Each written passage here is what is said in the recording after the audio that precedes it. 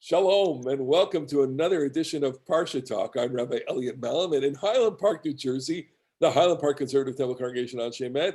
Joining me as always, my good friends, Rabbi Barry Chesler, Solomon Schechter, Day School, Long Island, Rabbi Jeremy Kalmanovsky at the Anshe Chesed in New York City. It's great to see you guys. We have such an amazing Parsha. This is a Parsha that we will not do justice to. There's so much material in this Parsha. We got to get right into it. First of all, the synopsis of the beginning, some details, small details relating to the Mishkan, which we won't go into, the half shekel, the washstand, the wash basin, the Shemen HaMishcha, the anointing oil, and the incense, the Tzalel, but we'll start with Shabbat. The passage that we recognize, that we recite at Kiddush, V'shamru v'nei Yisrael et Shabbat, that passage is in our Parsha. The people of Israel shall keep Shabbat. La'asot et haShabbat ledorotam b'rit olam. Barry, tell us about this passage and what this means. So the passage comes as a reminder to us that Shabbat is indispensable to being Jewish, to religious Jewish identity. That no matter how we observe, we have to make Shabbat a different day than the rest of the week. We don't have to observe Shabbat according to the Shulchan Aruch, although that works for some people, but all religious Jews have to have some sense that Shabbat is different from the other 6 days. Shabbat is an anchor. Jeremy, Shabbat.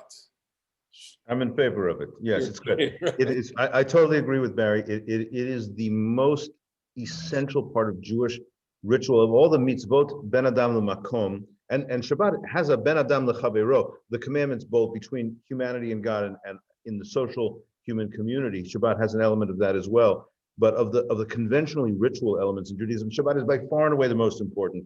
Heschel has this observation in God in Search of Man that Shabbat is an untranslatable word. In every other language, it just became Sabbath or Sabbaton or something like that because it is so essential to Judaism. I would make the observation about our passage V'shamru, which is in our parsha, which is of course liturgically part of our lives. There are two things about it that I find so moving. One is that it says that you have to la'asot et yom haShabbat. You have to make the Shabbat day. You have to do the Sabbath day, and I think that its richness is commensurate with the amount of effort that you put into it. You have to cook, you have to clean, you have to dress up, and you have to celebrate. And those things will give you that sense of the meaning of this day. At the same time, I want to give a little fanciful, not grammatical explanation, but a bit of a poetic riff on the words Ot hi leolam. Shabbat is a pointer towards eternity. Like time flows day after day after day after day. You go to work, you accomplish, you achieve, blah, blah, blah. But there, beneath all that river of time, there is some eternal dimension. And when we, as the Jewish people, stop and make Shabbat, we call our own attention to the eternal dimension of life. And that's part of my Shabbat experience, and I recommend for you guys too. We talk so much, and Elliot, you were leading in this direction before. We talk so much about being shomer Shabbat. You got to keep Shabbat, and you got to avoid the rules. And Barry said, keeping all the rules according to the Shulchan Aruch, or at least Shmirat Shabbat Ge'el Chatat, for crying out loud. You keeping all those rules is a kind of art. But I want to say to our readers, listeners, I say in my shul, don't forget to be Zocher Shabbat as well as Shomer Shabbat. Yeah. Making Kiddush, lighting candles, being with your family, studying some Torah, those active things you do are really, really, really spiritually significant. And even if, I don't think you should make toast on Shabbat, but even if you do make toast on Shabbat, you should try to do those other things that make the day special as well. The single most transformative experience of Judaism is Shabbat. And, the three of us, with the roots of the show at Machane Ramah in the Berkshires, we're recalling the so many beautiful moments of Shabbat. And it's not an accident that when kids or staff, reflect on Ramah, the first thing that they say that is the most important or the most beautiful aspect of of the experience of Shabbat, and that's because of the totality of that experience and how joyful and how full it is. Barry. I just want to add one more point that when we keep Shabbat, however we keep it, we're completing our identification with God. It's not enough to create the first 6 days as God created the world in 6 days. We also have to rest on the seventh day like God rested on the seventh day. Okay, so let's move on in the Parsha. The tablets are finished. Vayiten el Moshe, God gives the tablets to Moses. Shnei luchot ha'idut, luchot even, the 2 tablets of the testimony, tablets of stone, ketuvim be'etzbah Elohim. And now we written with the finger of God, and everything changes here. Everything turns. Vayar ha'am ki boshesh Moshe laredet min ha'ar. The people see that Moses is holding back, and Moses is staying up there, and you know what's coming here, Jeremy. What's coming here? Disaster. Okay. Moses is staying up at the mountain. By the way, as some of the Hasidic commentators, Lech Red, Moses, you have to go back down to the people. There's always Levi Yitzchak Berditchev says this, there's a kind of absorption in the divine. Moses up in the mountain, like, this is where I belong. I'm up here with God. Yeah. And that's not a Jewishly adequate spiritual path, right? You can't just go up on the mountaintop. You have to be in human society. So Moses is up there. He's promised to come back 40 days. He's delaying his descent, maybe because he's so happy to be up there in the divine realm. And the people, we can, and commentators have shaded this a little. Were the people understandably anxious? Were the people just faithless and stupid? But whatever happened, they were very, very anxious, and it was inadequate. They couldn't bear the absence of their leader. And they say to Aaron, you have to make us some symbol. You have to make us a God who will go before us. Now, what exactly are they trying to replace? And Aaron makes, of course, a golden calf. He tells them to give all his earrings, and he actually asks the men for their wives' jewelry, and they break off the jewelry in their own ears, and gives rise to a tradition that the women refused. Women said, no, this is stupid. Guys, please stop. So the men gave their own earrings, not their wives' jewelry. Aaron gets all the gold, he makes the calf, and says, this is the God who brought you out of Egypt. What are they trying to replace? Is the symbol to replace Moses?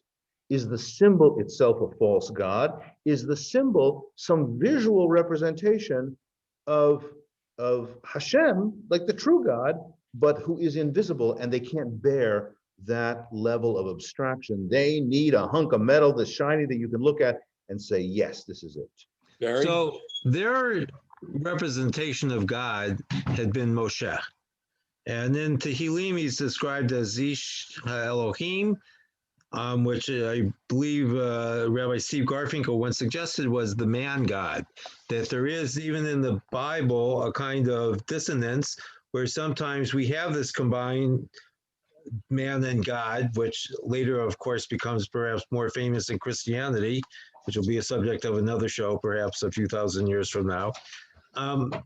But they'll still be reading the Parsha. They will.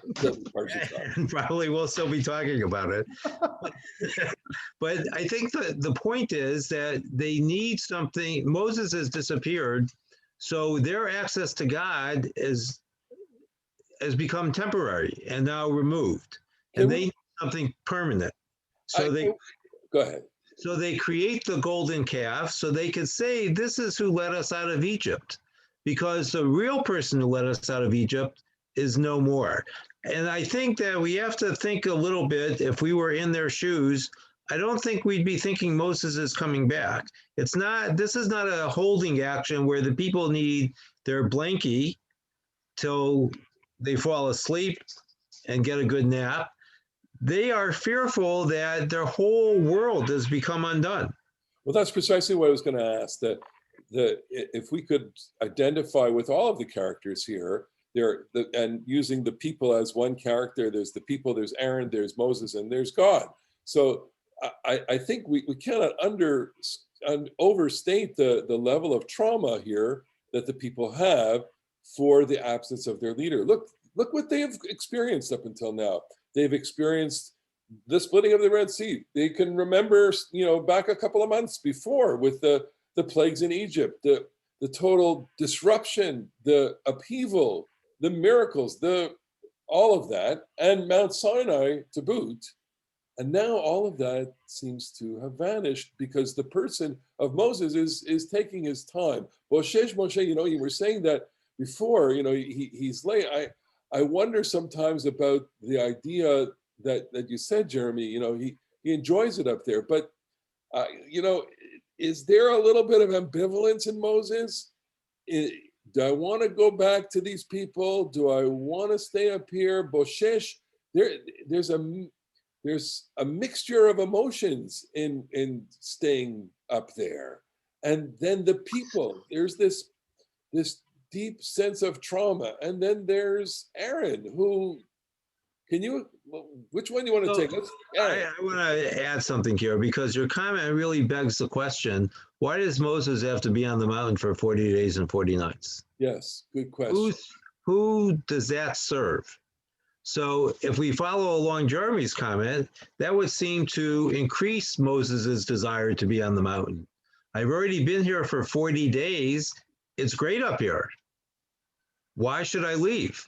Right. Why should I, right? If I had to come for this long, why not stay another day? I've always thought about 40 days as the unit of transformation. We have some 40-day units in the year, from Rosh Chodesh Elul to Yom Kippur, that's 40 days. Essentially, the Omer is, once. If we skip the first 10 days, we have 40 days. Okay, so the Omer is after Passover to Shavuot. It's really 40. Yeah, it's about 40. Yeah, 40 days. Good. Okay, so we have 40 days is, the amount of time that it takes to, I don't know, make a transformation in your life. Noah, obviously. And in the Christian scriptures, Jesus has 40 days in the wilderness. Yes. I think, Barry, your observation about having to deal with a permanent, wanting a permanent representation as opposed to the mortal representation of Moses makes me think about the very, very end of the Torah, which is that Moses is buried in the valley. V'lo yada ish et kiburato ad hayom hazeh. And to this very day, the Torah says, looking ahead in history, nobody knows where he is buried. So at the very, very end of the Torah, at the edge of entering Eretz Yisrael, the people lose Moses and never will get to visit his grave. And to me, that is a very strong literary and spiritual message. You're going to have to do this without Moses. And so the first case where Moshe is absent, they freak. Maybe the rest of the Torah from here until the end is in some sense about building our capacity to make this journey without the singular presence of this leader. And that, I think, is a great human, it's a great human capacity, because all of our leaders will sooner or later have to leave us. But in the infancy of Am Yisrael, like, it is inconceivable that they will not have Moses. It's a very sharp observation. And when we think of Bnei Israel entering the land, they're going to do so with Yehoshua, who was described as a Mesharet Moshe, the servant of Moses. When we look at Aaron in this puzzling episode, when the people say Moses is gone, Aaron doesn't say, well, I can speak to God too. And you wonder why he doesn't say that. Aaron seems to abdicate his responsibility. He doesn't seem to act as a leader here. He acts as one of the people, I guess the first Achad Ha'am. And it's troubling, because you would think, elsewhere in the Torah, when we get to Vayikra, this will come up again, where it says, Vayedaber Adonai Moshe v'el Aaron. There's a machloket among the rabbis. Does God speak to both Moses and Aaron simultaneously, or does he speak to Moses and Moses then says to Aaron, which in the crypt version of the Torah just becomes El Moshe v'el Aaron? And you want something more, I think, from Aaron here. Do And it. Totally. I think saving let's- grace seems to, one last point, sorry. His only saving grace here seems to be that he goes unpunished for his behavior. So let's defend Aaron a little bit, please. Okay. Disagree that he goes unpunished? I Jeremy? disagree that he goes unpunished, but anyway, Elliot's defending him and then I'll prosecute him. So now let's persecute. let's understand Aaron within the rabbinic tradition. I'm going to use that card here. Okay, that Aaron is the person who Ravim Abriot. He knows people. He's not the same kind of person that most of the people love Aaron, and Aaron has a real sense of what they need, and Aaron is in the really tight spot here. He knows that Moshe has to come back. He doesn't have a cell phone to call him up on the mountain. He is stalling for time. He implored, like Jeremy, like you said, he says, okay, you want something, give me something that's valuable to you. And what surprises him is how rapid they are able to rip off their earrings and their jewelry. And then he stalls for time some more. He makes the golden calf. And then he says, okay, tomorrow, he builds an altar, Chag Ladonai Machar. Okay, tomorrow there'll be a festival. Okay. So why doesn't he wait till the next day to build the altar? Again, I think he's saying, come on, Moses, come on, Moses, come on down, come on down, come on. No, but he has a golden calf. That should be enough for the people for one day. And then the next day. But I think he's participating here. He's not just stalling.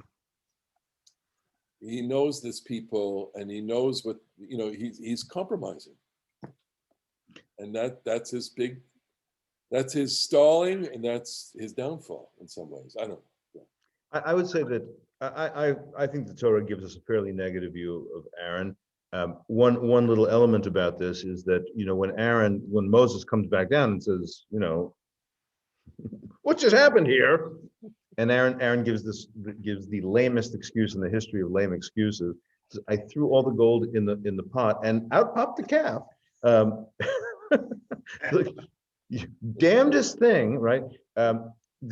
In Tractate Megillah, our listeners know that the ancient Torah reading was verse by verse, Hebrew and Aramaic. The people didn't, those languages are close but not identical, and there was an Aramaic translation so that people could understand what was exactly going on, verse by verse. And one of the passages that is deemed so scandalous that you shouldn't translate it is Aaron's lame explanation, because he fails to take responsibility. He says, well, the calf just popped out.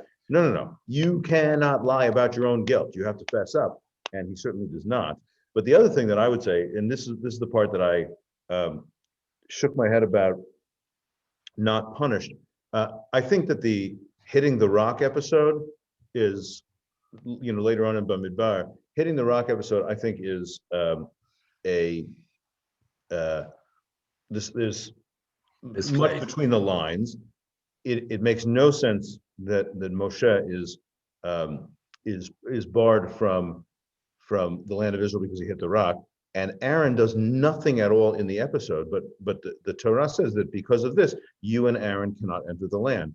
I think that there's a little sly thing going on, that Moshe can't enter the land because of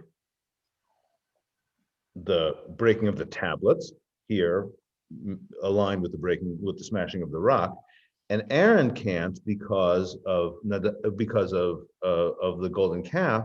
And Aaron may also be punished with the death of Nadav and Avihu. And just by the way, to me this is the cherry on top.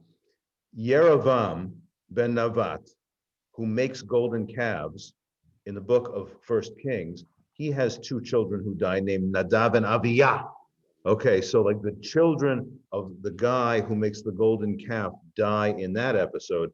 I would say that as is part of our Parsha, that God punishes children for the sins of the parents may also be related here. That Aaron punished. Making reference to the later appearance of the golden calf in the northern tribes, and yes, and some scholars read this as a polemic against the idolatrous actions of the northern tribes. But I want to Jeremy, your comment about the Moses at the rock is fascinating because then, he, in the version in Bamidbar, he hits the rock twice. And what you're suggesting, I think, is that is his symbolic breaking of the tablets. That's And that would be, exactly it, yeah. All right, so we've gone through Aaron, but can we give a little insight into Moses? What must be going through his mind here? We jumped ahead of ourselves, but Vayihi kasher karav el hamachaneh. Moses is coming close to the camp. Vayar et ha'egel u'mecholot. He sees the dancing. He sees the calf. Vayichar af Moshe. He gets angry. Vayashlech miadav et haluchot. He casts the tablets from his hands. Vayishaber otam tachat hahar. Okay, Moses, what's going I on? went away for a little while and look where, and you destroyed the house. This is why we can't have nice things. What about the midrash? Okay, I'm gonna play the midrash card again.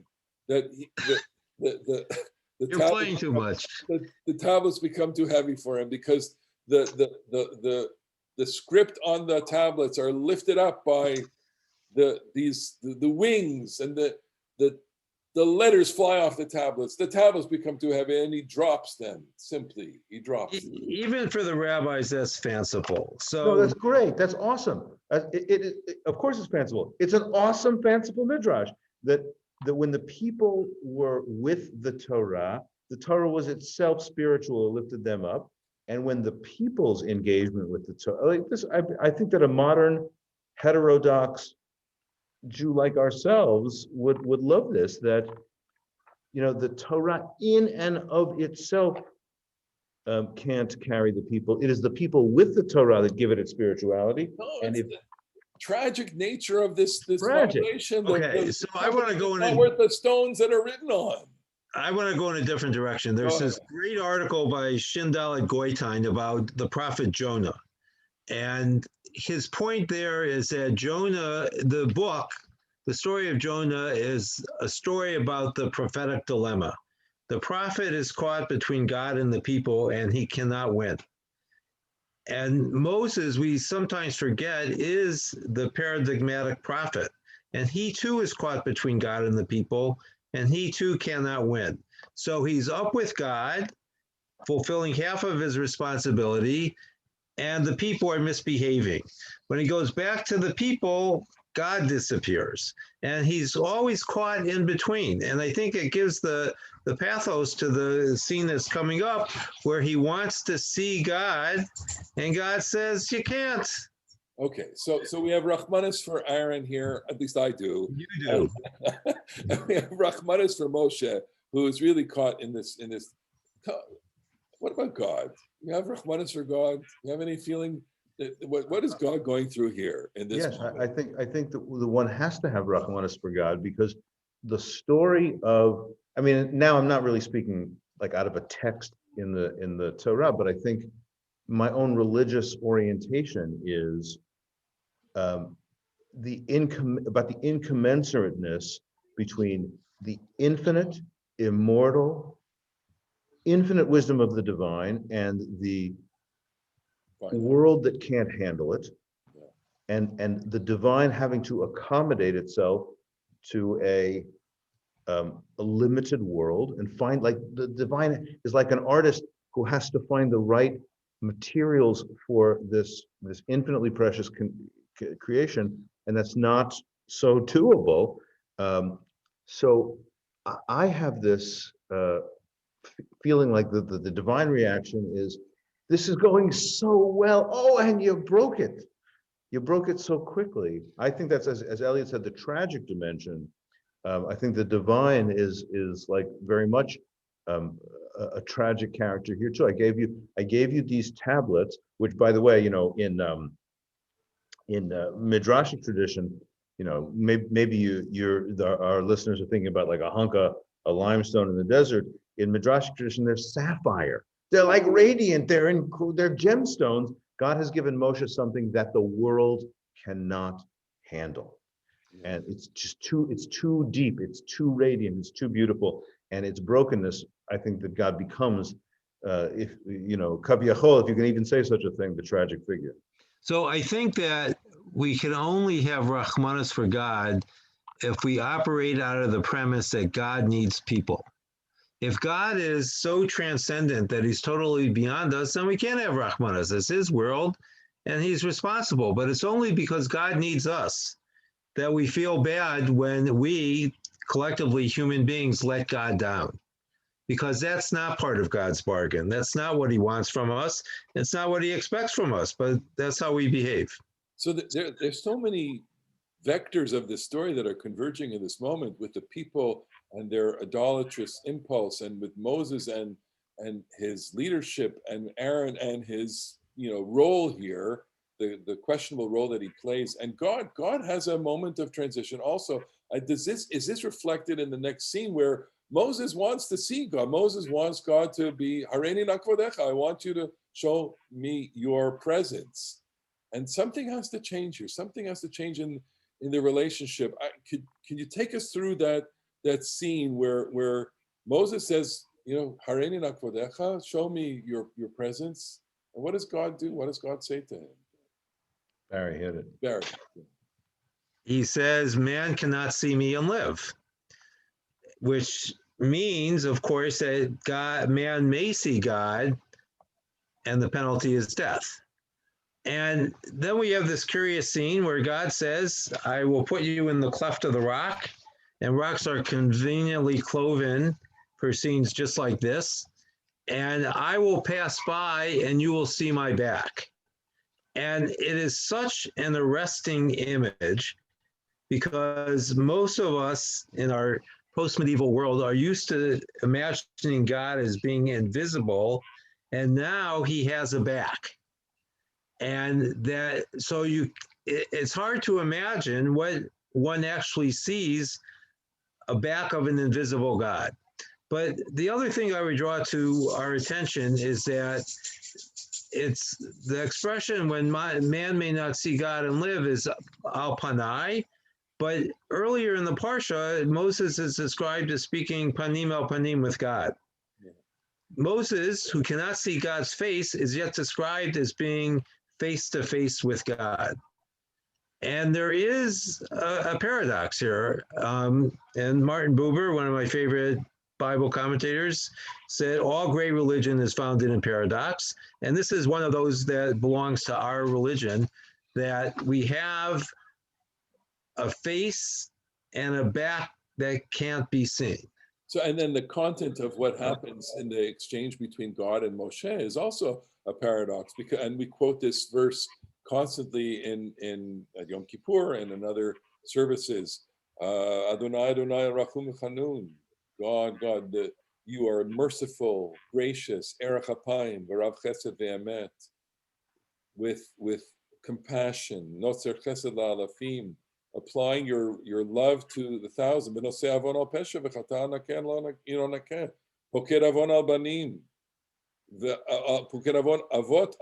You transfer the iniquity of the parents to children, etc. There's a paradox in that, and yet that becomes the dominant theme of forgiveness. That here we have God as the forgiving God.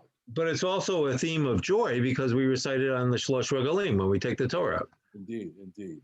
Isn't it amazing? I think that one of the most, when we think about what's rabbinic Judaism all about, to me, putting the period after vinake, vinake lo yanake, the simple translation means by no means cleanse.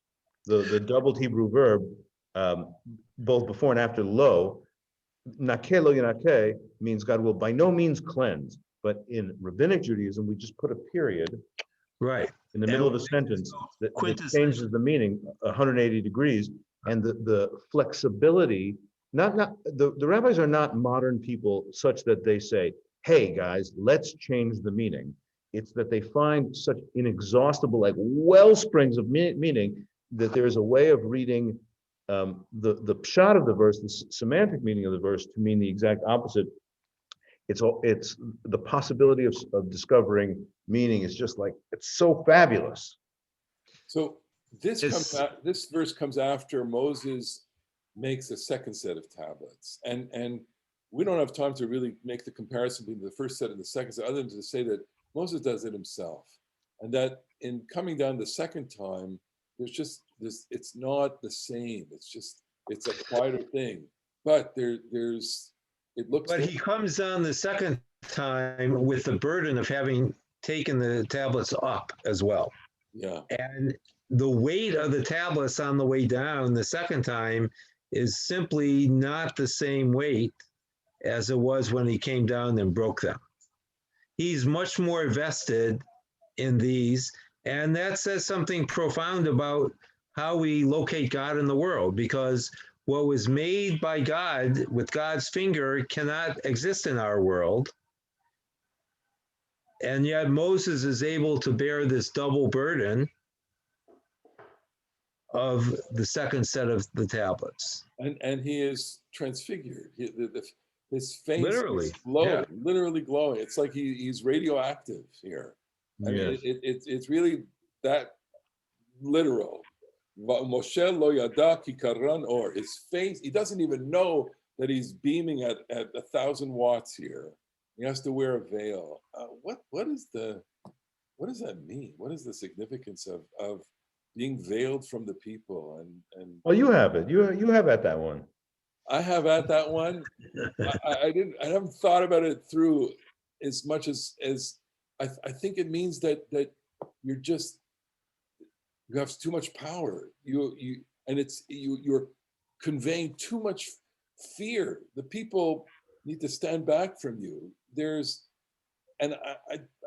My inkling on this is that when something happens to your face, the whole essence of your being is changed, and that's what Moses has experienced here. There's something remarkably transformative in this whole parsha on all levels here. Well, he's been touched by God, and he no longer can be completely part of our world again. I think it's part of it. He has to behave differently. But the other thing that is related to this is that the Ohel Moed is going to be moved outside of the camp. Because on one hand, we have the concession of an Ohel Moed where God can meet with Moshe, and Moshe can then dispense God's word. But on the other hand, that can no longer be in the center of the people. That, there's this great tension between the forgivability of sin. We want all sin to be forgiven, but it can't be. And sometimes you have to make a concession to the sin, but then change the dynamic that's going to come forth afterwards, because you can't go back to the status quo ante.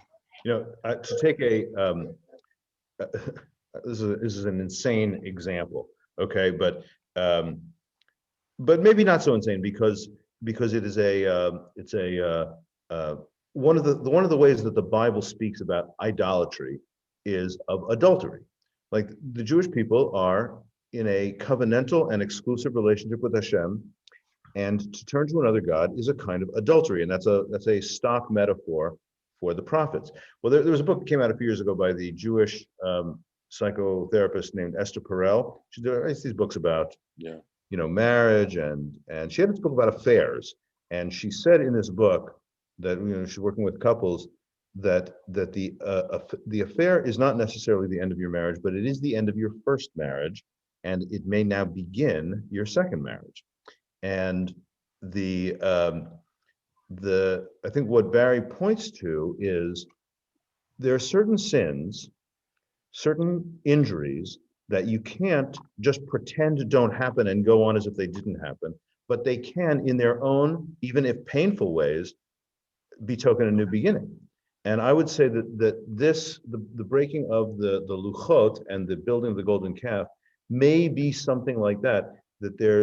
It's devastating. It is awful. It is a huge spiritual and religious failure by the by Aaron, and in its own way produces the possibility of a renewal that is going to build a different relationship, but one that may actually be more enduring. I don't know. Well, it's not just a renewal, it's also redemption as well. And so the Ohel Moed is going to be moved, but God is not going to abandon the Jewish people. And I think that is an important thing for us to keep in mind, that, in our understanding of God's work in the world, God does not abandon us. And even though we may stray like the sheep from the flock, God will eventually come back to us. So we're running out of time. We're probably out of time, but we have the relationship continues in another aspect of the Shabbat, which is Shabbat Parah. This is the Shabbat of the red heifer, which is also about reconsecration, repurification. Shabbat Parah is placed in the calendar, the reading of the special portion from Bamidbar relating to the red heifer prior to Passover to remind us that the period that we're entering in here is a period actually of reconsecration, establishing that relationship, or entering into the renewal of your covenantal life. The burning of the red heifer and sprinkling of the water and purification, which is not exactly how we wanted to end this Parsha podcast, but we have the purification part. The purification part.